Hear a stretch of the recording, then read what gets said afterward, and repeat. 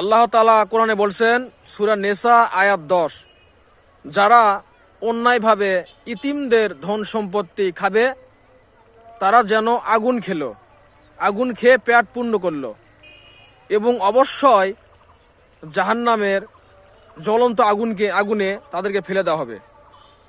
তাহলে যারা ইতিমদের সম্পত্তি খাবে তারা যেন সম্পত্তি খেলো না, তারা যেন আগুন দিয়ে পেট ভরালো এবং অবশ্যই তাকে জাহান্নামের যে আগুন আছে সেখানে তাকে ফেলে দেওয়া হবে। এখন ডিসিশন ইয়োর্স, ইতিমদের ধন সম্পত্তি আপনি খাবেন কি খাবেন না? খাবেন? যদি মাথায় এসে থাকে ছেড়ে দেন। সূরা নেসা আয়াত 10 আপনি পড়ে দেখবেন। আর এরকম আরো ইসলামিক ভিডিও পেতে চাইলে আমাদের চ্যানেলটি সাবস্ক্রাইব করে রাখবেন, পেজটা ফলো দিয়ে রাখবেন এবং টিকটক আইডিটা ফলো করে রাখবেন পরবর্তী ভিডিও পাওয়ার জন্য।